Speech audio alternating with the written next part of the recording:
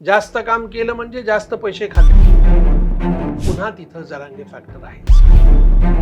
लोकाची नाळ असणारा आमदार. लातूर ज्या पद्धतीनं पुढे जायला पाहिजे होतं. मुख्यमंत्री झाले तरी त्यांनी नाळ गावची तुटू दिली नाही. लोकप्रतिनिधी म्हणून गांभीर्यानं पाहिलं जात नाही. आयत्या पिट्यावर रेघोटा ओढण्याचं काम जे करायला पाहिजे. काय परिस्थिती आहे आजची? पहिल्यांदा लातूर शहरामध्ये फाईट होईल. तर त्याचा किती परिणाम कोणत्या कोणत्या मतदारसंघावर दिसू शकतो? आता विजेचं कनेक्शन मिळण्यासाठी लोकांनी अडचणी होतात. मराठा मतदारांची संख्याच कमी आहे. दुसरीच जागा हडपतात. शिक्षणाचा पॅटर्न मात्र याला तोड. बापानी प्रॉपर्टी करून ठेवली ना. लातूरची चर्चा मात्र महाराष्ट्रापुरतीच मर्यादित राहील. 1/3 विद्यार्थी एकट्या लातूरचे. फार पुढे काही प्रगती झाली नाही. लातूर जिल्ह्याचा कोणता असा ड्रॉबॅक जे व्हायला पाहिजे ते होतच नाहीये. गव्हर्नमेंटनी गांभीर्याने बघितलं पाहिजे. या गोष्टी व्हायलाच पाहिजेत.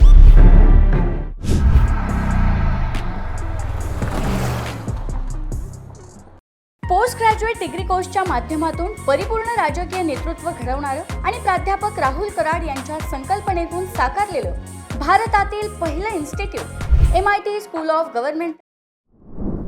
नमस्कार, मी Deepak Darade. For the people न्यूजमध्ये आपलं सर्वांचं स्वागत आहे.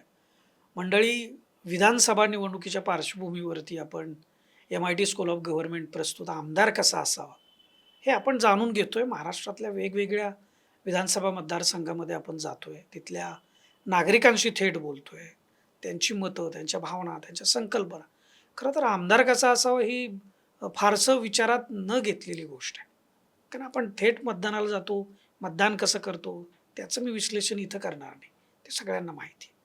परंतु काही मान्यवरांशी सुद्धा आम्ही भेटतोय आणि आता आपण लातूर शहरामध्ये आहे आणि लातूर शहरामध्ये आपल्यासोबत ज्येष्ठ पत्रकार आहेत आणि या सगळ्या विधानसभा निवडणुकीच्या पार्श्वभूमीवरती त्यांचा जो अनुभव आहे, त्यांचं जे इथला अभ्यास आहे तो आपल्याला उपयोगी पडेल की हे सगळं राजकारण लातूर जिल्ह्याचं, केवळ शहराचं नाही तर जिल्ह्याचं राजकारण समजून घेण्यासाठी आपल्याला त्याचा उपयोग होईल.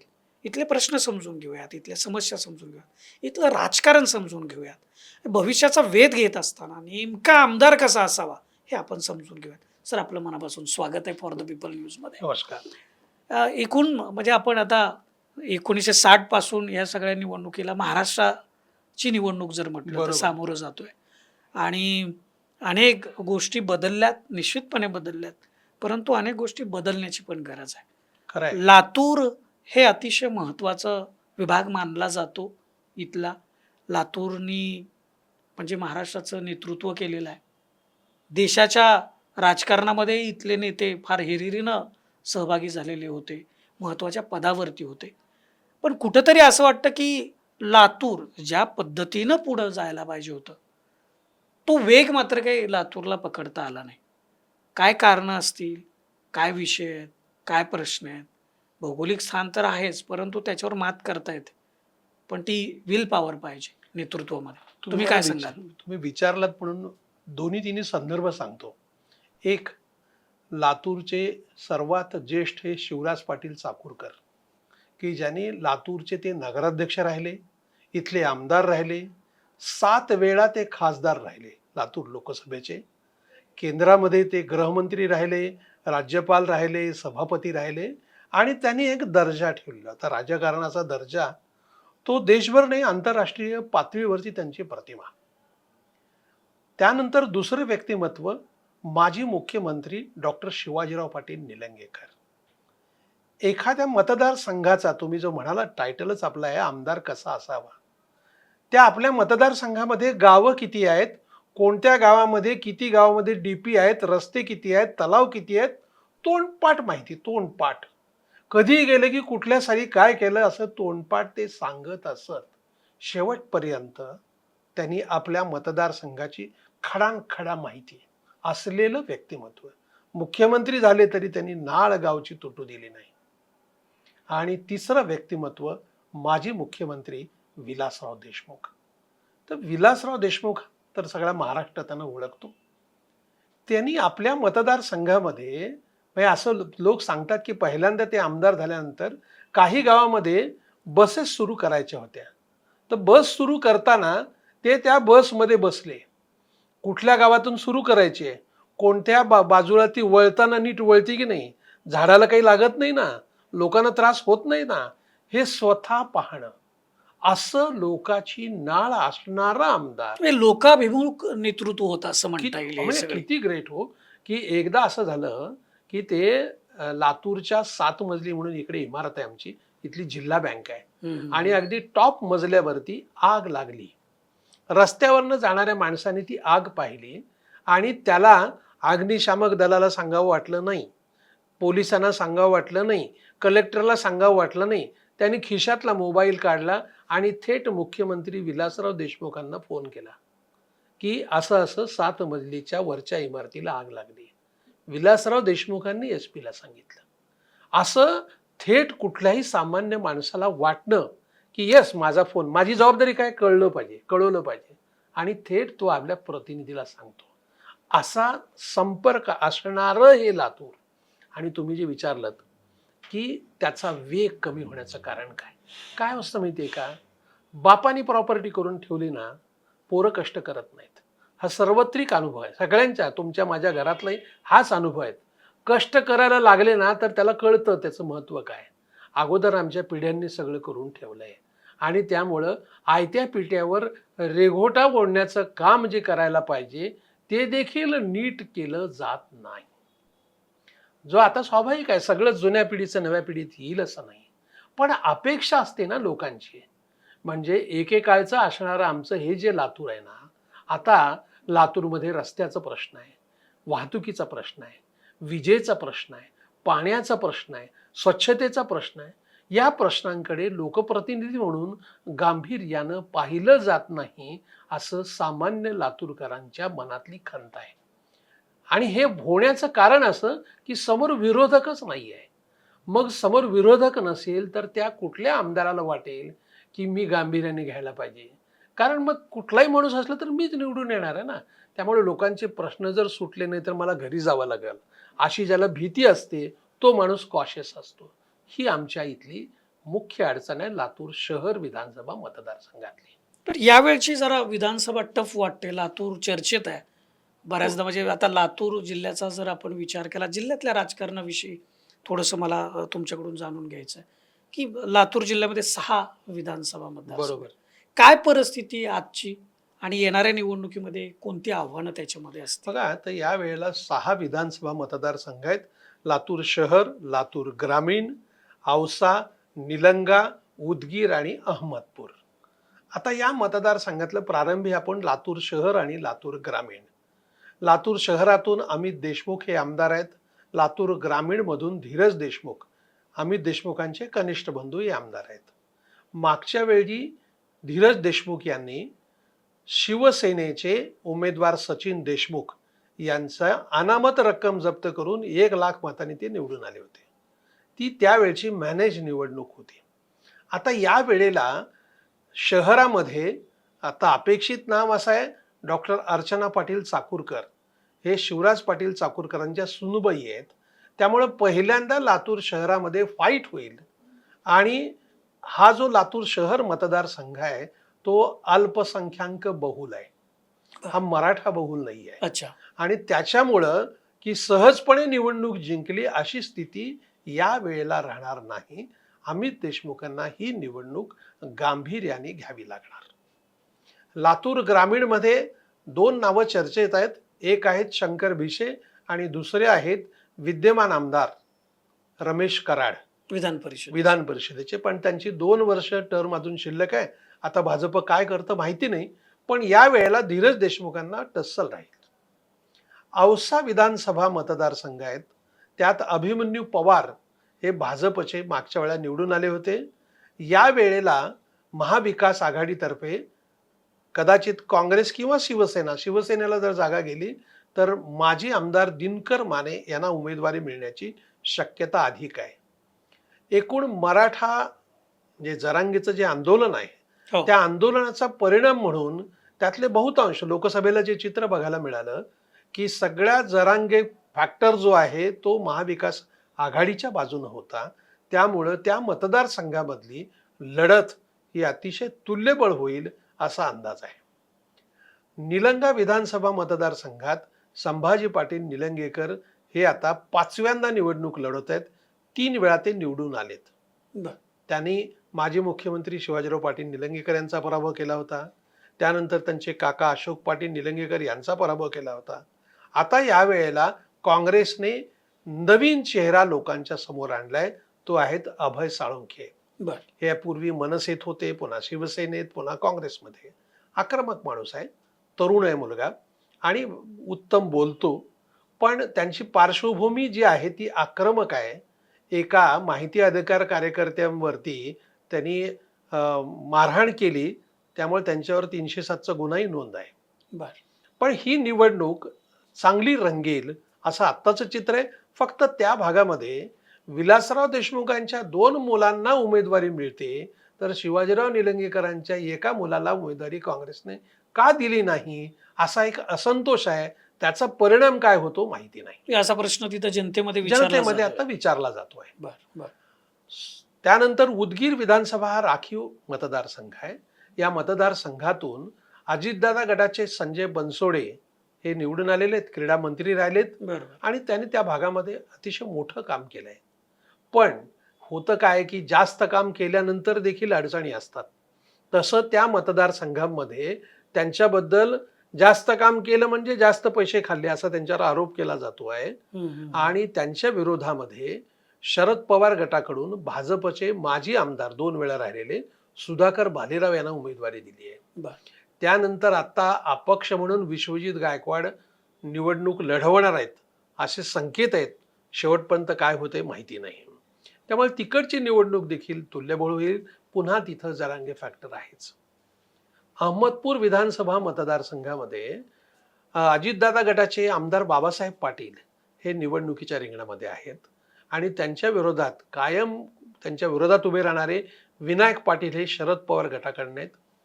पण तिकडे महायुतीत जरी जागा अजितदादाला गेली असली तरी भाजपमध्ये बंडखोरी मोठ्या प्रमाणावर होतीये. एक माजी आमदार बब्रुवान खंदाडे अपक्ष म्हणून लढतायत आणि दुसरे गणेश हाके भाजपचे प्रदेश प्रवक्ते आहेत, हो. ते पण निवडणुकीच्या रिंगणामध्ये उतरणार असं चिन्ह आहे. त्यामुळे ह्या बहुरंगी लढतीमध्ये काय होतं हे सांगता येत नाही.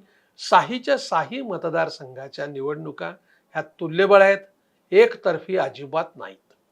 मगाशी तुम्ही बोलताना उल्लेख केला की लातूर म्हटलं की अल्पसंख्याक हा बहुसंख्याक आहे इथं.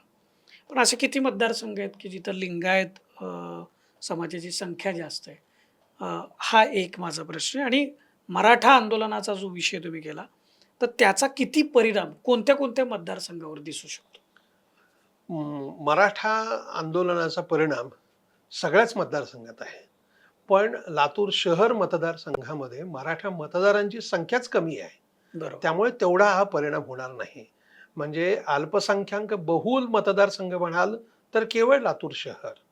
बाकी सगळ्या मतदारसंघामध्ये हे मराठा समाजाचं प्रभुत्व आहे.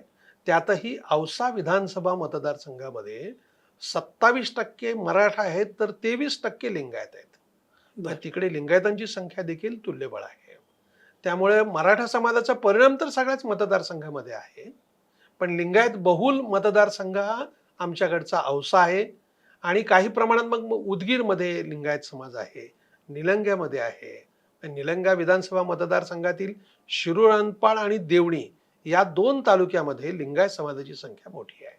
बरं. हे परिणाम आपल्याला दिसू शकतात. अगदी एकूणच तुल्यबळ जी आतापर्यंत निवडणूक होत नव्हती लातूरमध्ये बरोबर. ती मात्र यावेळेस पाहायला मिळणार आहे. नक्की नक्की. सर, एक विकासाच्या बाबतीत मला तुमच्याकडे यायचं आहे की लातूर जिल्ह्याचा कोणता असा ड्रॉबॅक आहे राहिलेला आहे की ज्याच्यावरती येणाऱ्या आमदारांनी जे कोणी निवडून येतील त्यांनी मात्र त्याच्यावरती प्रामुख्यानं काम करायला पाहिजे आणि लातूरचं प्रतिनिधित्व खऱ्या अर्थानं राज्याच्या विधिमंडळामध्ये करावं असं वाटतं तुम्हाला? एक खरं सांगू का की खरं तर लातूर ही आहे ना ॲग्रो बेस्ड इंडस्ट्री आहे. इथल्या मंडळींनी आहे ना की अतिशय प्रतिकूल परिस्थितीमध्ये देश पातळीवरती लातूरचं नाव नेलंय. मग इथल्या लोकांचं हे यश आहे. पण ज्या प्रमाणामध्ये इथल्या लोकप्रतिनिधी ज्या फॅसिलिटीज अवेलेबल करायला पाहिजे होत्या त्या आत्तापर्यंत केल्या गेलेल्या नाही आहेत. म्हणजे इथली डाळ मिल इथल्या उद्योजकांनीच उभी केली, बरोबर. इथली ऑइल मिल इथल्या उद्योजकांनीच उभी केली. पण त्यांना ज्या मूलभूत सुविधा पाहिजेत त्या सुविधा मिळत नाही आहेत. साधं विजेचं कनेक्शन मिळण्यासाठी लोकांनी अडचणी होतात. MIDC मध्ये लोकांना जागा मिळत नाही, उद्योजकालाच जागा मिळत नाही, दुसरीच जागा हडपतात. बरोबर. तिकडे शिक्षण संस्था चालतात, तिकडे हॉटेल चालतात. जे व्हायला पाहिजे ते होतच नाही आहेत. आणि अशी खंत मग उद्योजकांची आहे. व्हायला काय आहे की आता रेल्वे बोगीचा कारखाना आमच्याकडे सुरू झाला, म्हणजे फार त्याचा गाजावाजा झाला, डंका पिटला. तो कारखाना उभा राहिलाय पण कुठे त्याचं प्रोडक्शन अजून नाहीच आहे. म्हणजे 7-8 वर्ष झाले त्याची अंमलबजावणीच होत नाही आहे. ही जी धीम्या गतीनं होत आहे ना, ते काम जरा स्पीडी व्हायला पाहिजे. मग इथल्या लोकांना जरा कॉन्फिडन्स, येस आपलं सरकार काही करतंय अशी भावना निर्माण व्हायला पाहिजे. दुसरा एक विषय, लातूर म्हटलं की लातूर पॅटर्न कायम देशभर त्याचा गाजावाजा आहे. जसं तुम्ही बाकीच्या उद्योगाचा विषय केला, ऑइल इंडस्ट्री असेल, डाळीचा उद्योग असेल, तो आहेच, नक्कीच आहे. पण शिक्षणाचा पॅटर्न मात्र याला तोड नाही. म्हणजे सगळीकडे याची चर्चा. काय करायला पाहिजे? म्हणजे कोटाची चर्चा देशभर गेली, पण लातूरची चर्चा मात्र महाराष्ट्रापुरतीच मर्यादित राहील.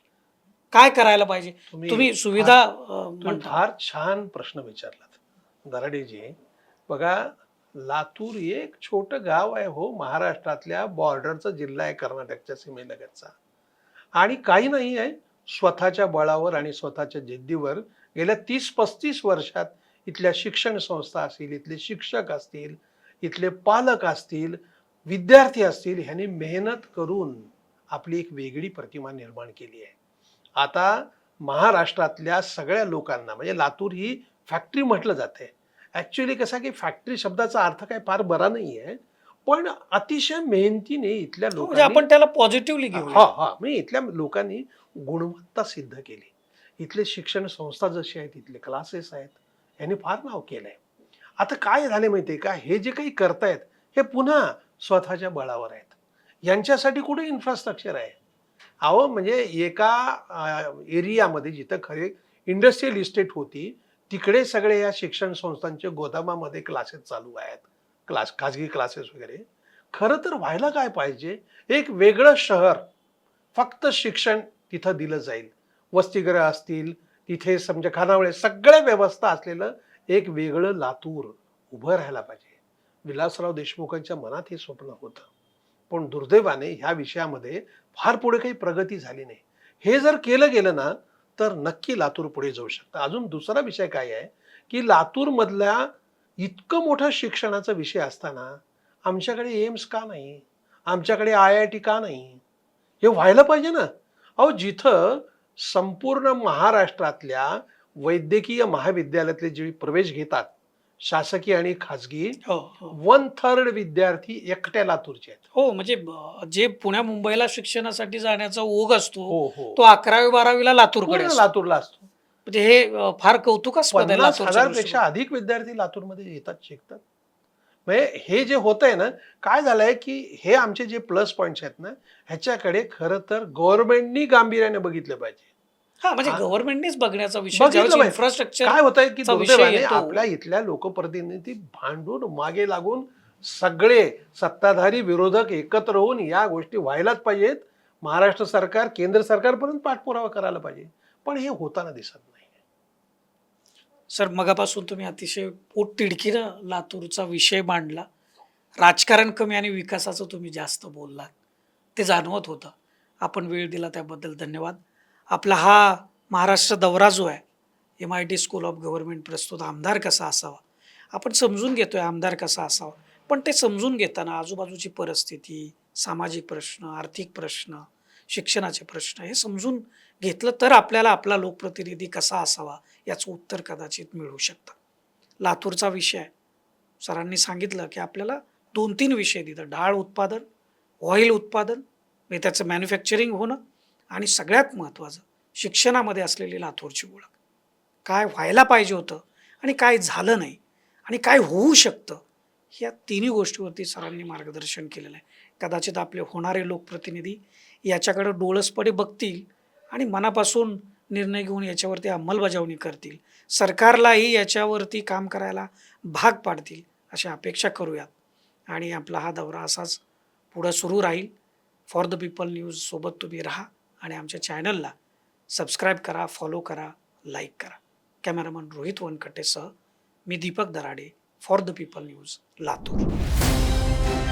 भारत दुनिया का सबसे बड़ा लोकतंत्र और एनएलसी भारत देश का सबसे बड़ा गैर राजनीतिक मंच. शक्तिशाली लोकतंत्र के लिए राहुल कराट का सार्थक कदम. मुंबई में हुआ ऐतिहासिक प्रथम राष्ट्रीय विधायक सम्मेलन.